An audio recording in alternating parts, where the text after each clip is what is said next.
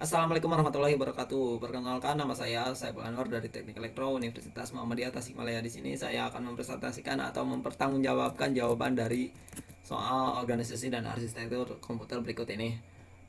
Langsung saja kita ke nomor satu. Jelaskan tujuan dan pentingnya mempelajari organisasi dan arsitektur komputer. Jadi kenapa kita harus mempelajari ini dan apa tujuannya?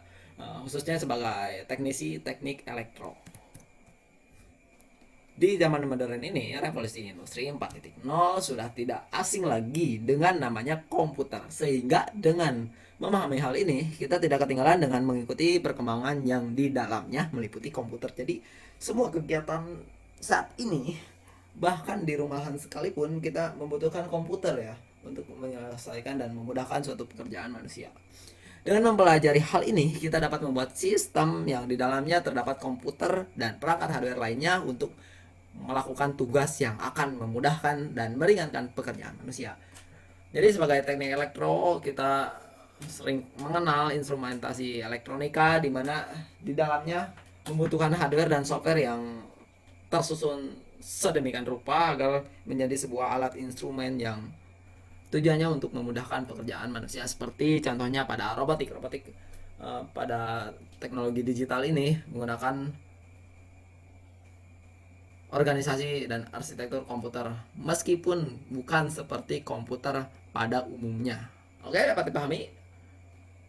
Lanjut kepada nomor 2. Jelaskan perbedaan antara pemrograman hardware dengan pemrograman di dalam software. Oke. Jadi kita kembali atau flashback pada zaman dahulu.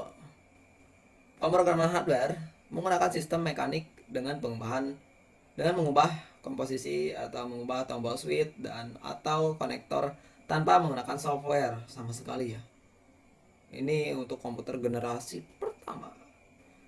Namun sekarang pemrograman hardware atau pemrograman yang ditujukan untuk mengendalikan hardware dilakukan menggunakan software atau di depan monitor. Jadi pemrograman hardware itu seperti yang tadi saya sebutkan, yaitu instrumentasi rangkaian elektronika di mana di dalamnya menggunakan sistem digital yang jelas menggunakan pemrograman untuk membuat perintah-perintah perangkat tersebut. Ada pula pemrograman software yang ditujukan untuk membuat sistem di dalam operasi sistem komputer, sehingga pemrograman software ini hasilnya akan menjadi software pula kembali, sehingga hanya bekerja pada operating system atau perangkat lunak komputer. Meskipun pada dasarnya semua pemrograman membutuhkan hardware untuk menjalankannya. Jadi operating system ini seperti yang dijelaskan di video sebelumnya membutuhkan perangkat keras pula, yaitu berupa CPU, memori dan sebagainya ya guys. Jadi software tidak dapat berdiri sendiri, tetapi pemrograman software ini ditujukan untuk operating system, jadi membuat perintah-perintah pada OS.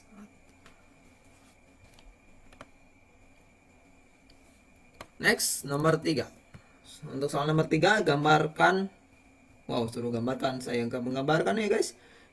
Dan jelaskan top level view komputer berdasarkan prinsip yang diusulkan oleh von Neumann. Oke, von Neumann itu nama aslinya yaitu John von Neumann. Adalah pionir komputer digital modern yang menerapkan teori operator di bidang mekanik kuantum. Jadi di bidang teknologi kuantum ini sangat berjasa sekali Mr. John von Neumann ini.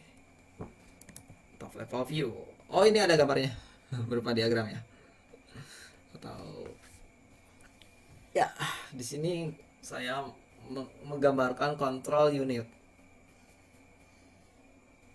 Jadi control unit ini atau dalam CPU ya, mengatur dan mengendalikan device, mengambil instruksi dari main memory, mengambil data dari main memory bila dibutuhkan oleh proses, mengirimkan instruksi ke ALU atau Arithmetic Logic Unit bila ada perhitungan atau perbandingan logika, menyimpan sementara hasil proses ke main memory. Nah, ini yang dijelaskan sebelumnya bahwa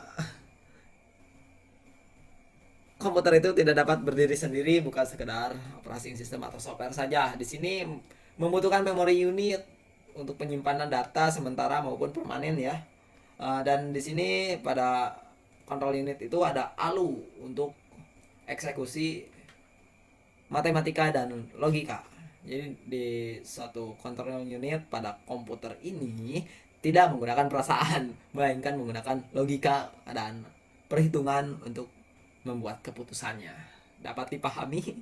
Ya, di sini ada aritmatika unit, logic unit seperti yang saya tadi jelaskan ya. Ada input. Oke, input berfungsi sebagai memasukkan kepada control unit ya.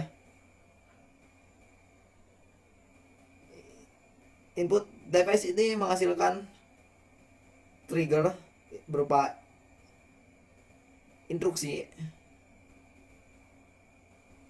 untuk dijalankan, sehingga pada akhirnya akan dikeluarkan melalui output atau hasil dari pemrosesan data. Oke, nomor 4 poin A. Lanjut, kita move on dengan soal konversi angka.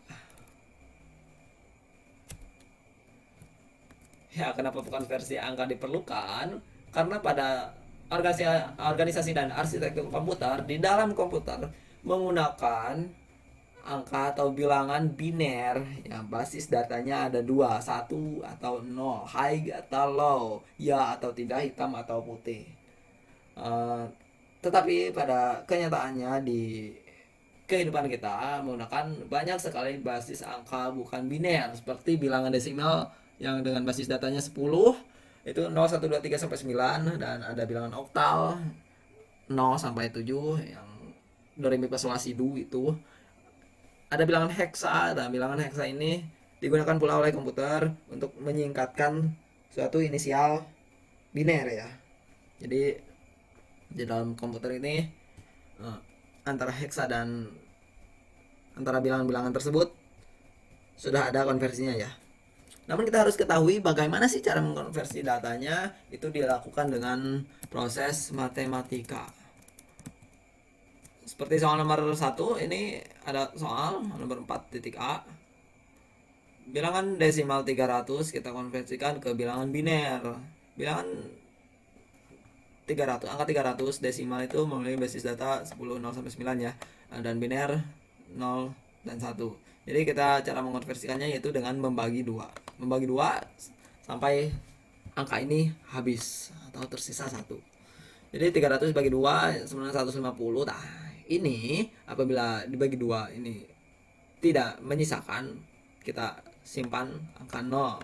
Dan apabila tersisa, jadi angka yang dibagi 2 itu kalau ada angka ganjil dan genap. Jika angka genap maka tidak akan tersisa angka atau sisanya 0. Jika bilangan ganjil maka akan tersisa 1.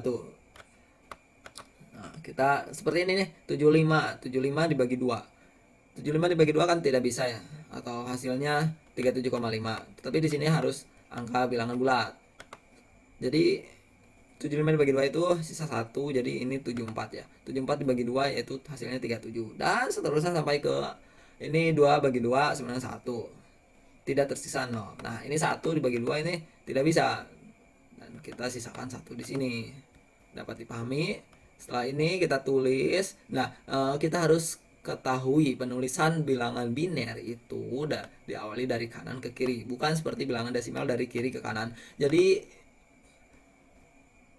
cara menghitungnya yaitu cara penulisannya itu dari angka 1. Nah, ini angka 1 dari bawah ya, terakhir ya. Nah kan yang atas itu, yang pertama itu kita catatnya di paling kanan, begitu seterusnya. Dan ini jadilah hasil angka bilangan biner dari desimal 300.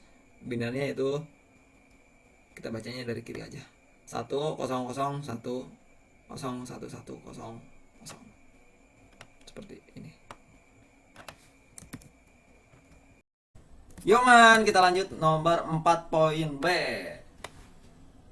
Bilangan oktal dari 222 kita harus konversikan langsung ke biner.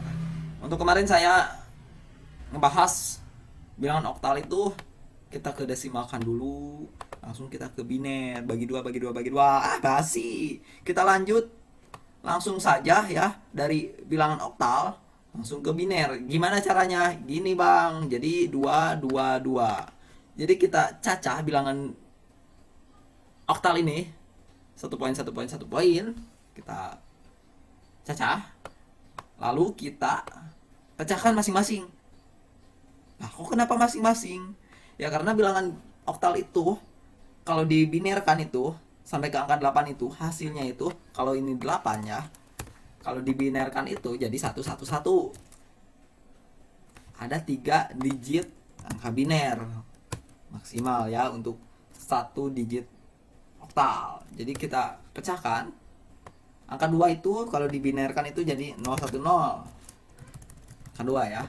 Angka 2. Lalu kita satukan. Cus, jadi dong langsung ke angka biner. Ini angka biner. Ini angka biner ya. Maaf, ini angka 2-nya. Maaf. Ya, seperti ini biner. 1 0 0 0, kita bacanya dari kiri aja ya, karena udah kebiasaan dari kiri. 1 0 0 1 0 0 1 0. Kita lihat. Sama enggak? 1 0 0 1 0 0 1 0. Sama. Lah kok kenapa ini angka 0-nya gak dimasukin bang? Karena biner itu angka 0 di sini itu sebanyak mungkin juga gak akan berpengaruh karena dia itu bacanya dari kanan.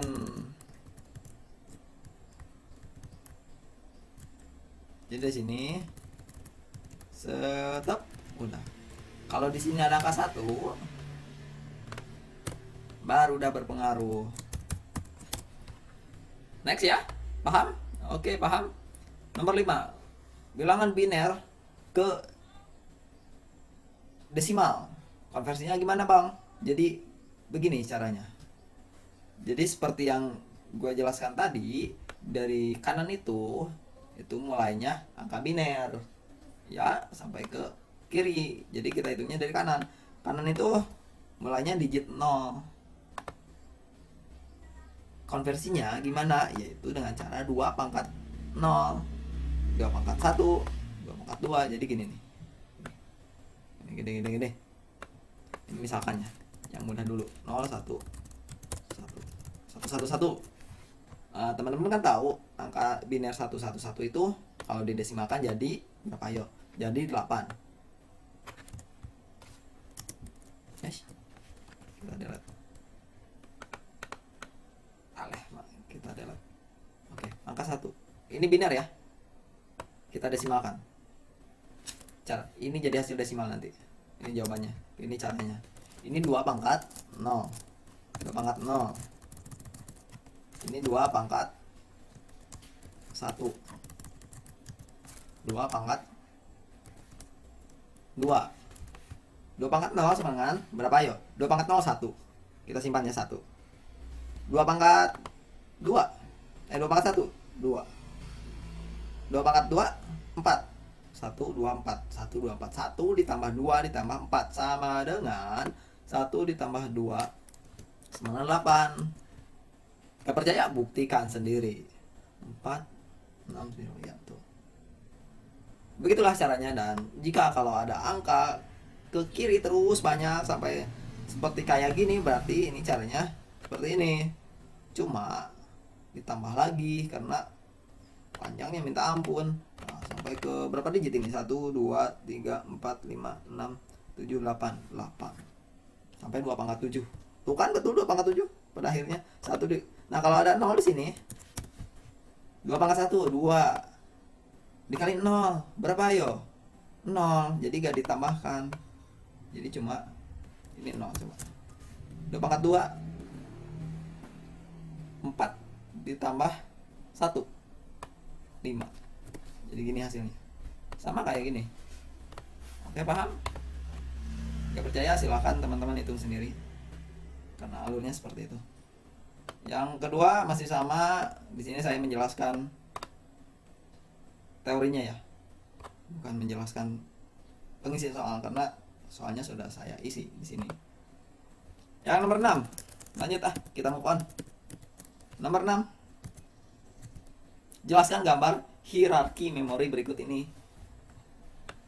Jelaskan juga mengapa berbagai jenis memori yang dibuat dan kenapa tidak cukup satu jenis memori saja yang harus dibuat. Karena ranahnya berbeda, Bung. Ada untuk penyimpanan data seperti foto, video, teks, dan ada juga untuk penyimpanan program atau perintah. Sebuah pedoman yang dilakukan oleh para perancang demi menyetarakan kapasitas, waktu akses dan harga memori untuk tiap bitnya. Secara umum, hierarki memori terdapat dua macam, yakni hierarki memori tradisional dan hierarki memori kontemporer. Hierarki memori memang disusun sedemikian rupa agar semakin ke bawah maka semakin meningkat waktu akses, kapasitas, peningkatan jarak, dan dengan proses, atau semakin ke atas maka semakin dekat dengan proses. Next, nomor 7, jelaskan dengan singkat cara kerja cache memory. Cache memory itu kita itu sering dengar di handphone ya, apalagi di smartphone Android. Itu cache memory itu kalau kita buka aplikasi itu cache memorinya bertambah. Kenapa demikian? Cara kerja cache memory itu seperti apa?